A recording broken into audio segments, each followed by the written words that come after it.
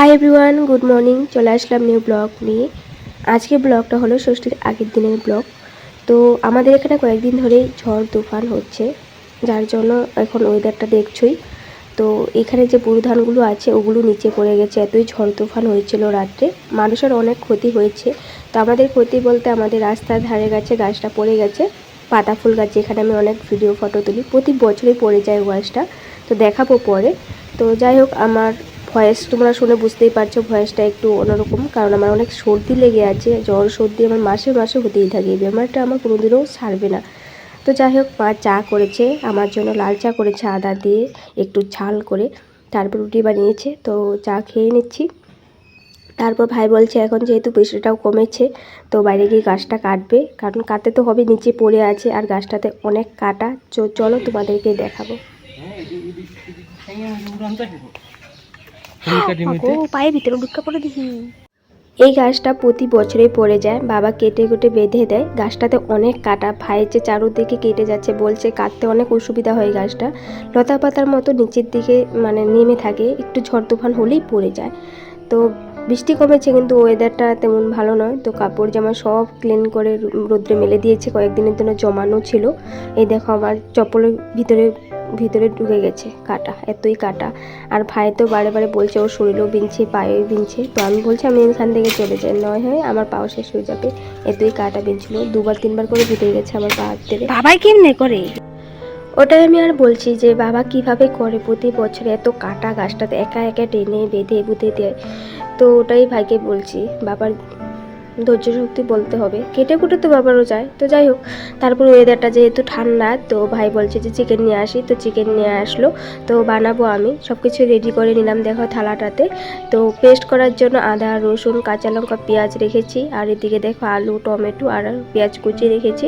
তো আমি মশলাটা করে নিচ্ছি প্রথমে, কারণ কারেন্ট যাওয়া আসা করছে, যদি কারেন্ট আবার না আসে তবে আমার মশলা করতে কষ্ট হবে, এমনিতে শরীর ভালো না, পরে শিলা পাথরে করতে হবে। তাই আমি তাড়াতাড়ি করে, মানে কারেন্টটা এসেছে কিন্তু একদম ভোল্টেজ কম। তো দেখা যাক কতটুকু হয়, অল্প হলেই হয়ে যাবে। আর মাংসর মশলা তো একদম ফিনিশিং হতে হবে তেমন তো না, অল্প পেস্ট হলেই হলো। তো আমি এখন জিরার গুঁড়ো লঙ্কার গুঁড়ো এগুলো একটু দিয়ে একটু জল দিয়ে মশলাটা করে নেব মিক্সারে।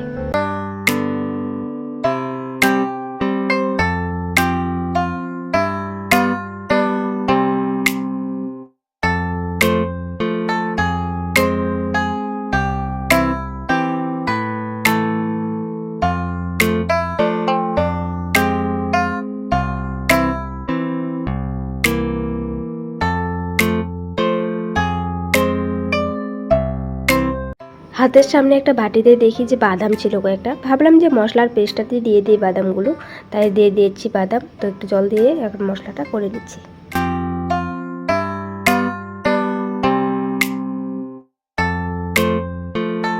অনেক কষ্ট করে মশলাটা করে নিয়েছি, কারেন্ট মানে একদম আসে যাওয়া করছে, তার মাঝে একদম ভোল্টেজ কম ছিল, তো অনেক টাইম লাগিয়ে করেছি, তবু হয়েছে। তো এখন যাই হোক, মশলাটা করা হয়েছে, এখন চিকেনটা বানিয়ে নিতে পারবো।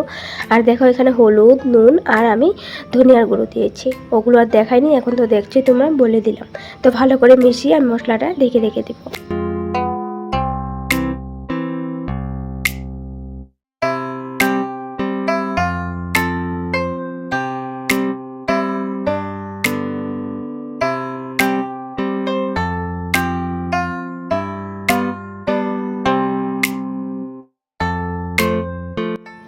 মশলাটা করে রেখে দিলাম, কারেন্টের জন্য তাড়াতাড়ি করে নিয়েছি। এখন চিকেনটা ক্লিন করব। তো ভালো করে দেখো চিকেন ক্লিন করে নিয়েছি, এখন আমি বানাবো, তোমাদের সাথে স্টেপ বাই স্টেপ শেয়ার করব, দেখতে থাকো, ভালো লাগবে।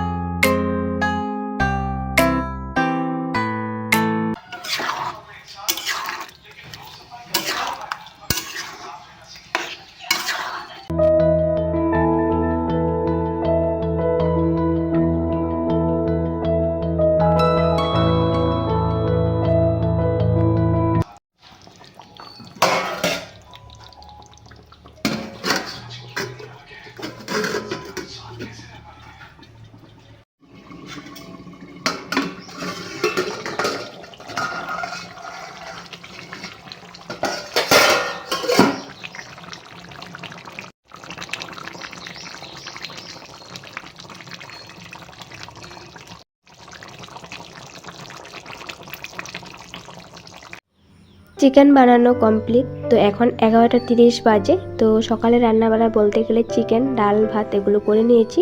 তো ভাজা কেটেছি, কারকল, পটল ভাজা, এগুলো এখন ভাজবো না, দুপুরে খাওয়ার সময় গরম গরম ভাজা হলে ভালো লাগে। তো এখন চিকেন হয়েছে, ডাল দিয়ে খেয়ে নেবে। তো তোমরা ভাবতে পারো এইটুকু চিকেন আমাদের হয়ে যায়, মানুষ এতগুলো? আমার ভাই অনেক সময় খায় না, তার মাঝে আমাদেরও বেশি খেতে ভালো লাগে না, 2-1 টুকরা নিলেই হয়ে যায়। তাই তো আগে মা বলে আমরা ছোটোবেলায় নাকি বাটি ভরে ভরে খেতাম, এখন বড় হয়েছি আর এখন খেতে পারি না। কেন এমন জানি না, এই চিকেনেই থাকবে পরের দিন সকাল পর্যন্ত, কিন্তু অল্প হলেও থেকে যায়। তো যাই হোক, তো এখন সবাই খেয়ে নেবে, তারপর আমি আর এখন খাবো না। তো আমি পরে একদম ফ্রেশ হয়ে তারপরেই খাবো। তো কারেন্ট এসেছে, যেহেতু ভোল্টেজও এসেছে, তো তাড়াতাড়ি করে মোটরের জল, ফিল্টারের জল, বোতল সব ভরে নিচ্ছি। আর 2 দিন ধরে কারেন্টও ছিল না, আর জল ছিল না, অনেক অসুবিধা হয়। কিন্তু ফিল্টারের জল খাওয়া অভ্যাস থাকলে না, কলের জল, মোটরের জল খেতেই পারি না, ওটাই আর প্রবলেম। তো ফ্রিজে একটা বোতল ছিল, লাস্ট জল খেতে খেতে সব শেষ। তো জেঠিমণি একটু ঠান্ডা জল খেতে এসেছিলো, মানে ফ্রিজ চললে ঠান্ডা থাকবে, তবুও মানে ফ্রিজে রয়েছে বলে একটু ঠান্ডা। তো কাল যেহেতু পরের দিন যেহেতু ষষ্ঠী, তো ষষ্ঠীর জন্য মা এগুলো রেডি করছে, তাই মার একটু লেট হবে খাওয়া দাওয়া। আর মা গাছ থেকে আম পেড়েছে, লাঠি দিয়ে বাড়ি দিয়ে পেড়েছে। তো আমের বুটুগুলো সব ভেঙে গেছে, মানে আমের বুটু থাকা আম হলে বেশি ভালো হয়, অনেক উঁচু গাছ, একটা গাছেই আম লেগেছে, আবার স্নান করতে হয় ওই জায়গাতে হয়েছে। তারপর আমিও ভাত খেয়ে নিলাম। তারপর বাইরে এসে দেখি আমার দাদার ছেলেটা এসেছে এগুলো নেওয়ার জন্য, ষষ্ঠীর আম দিয়েছে। তারপর মা দুব্বা বেশি তুলেছিল, গরুল এগুলো ছিল, কুল ছিল, ওগুলো ওর হাতে দিয়ে দিচ্ছে ওদের জন্য, কারণ দুজনে করবে, আমার বৌদি আর জেঠিমণি করবে। এখন আমি মেজো জেঠিমণিদের ঘরে যাচ্ছি আম নিয়ে, তো আম দিতে বলেছিল। তো আমার মুখের অবস্থা তো দেখেছই, সর্দির জন্য এরকম চুলে তেল দিয়ে বেনি করে রেখেছি, টাইট করে বেঁধে। তো জেঠিমণিদের ঘরে যাচ্ছি দেওয়ার জন্য। আমের বুটো একটাতে অল্প একটু ছিল, ওটা আমার হাত লেগে আমার ভেঙে গেছে। তো দেখো ভাই সব ক্লিন করে রেখে দিয়েছে, কিন্তু আমার বাবার তবু শেষ হয় না। তো আজকের ব্লগটা এখানে রাখলাম।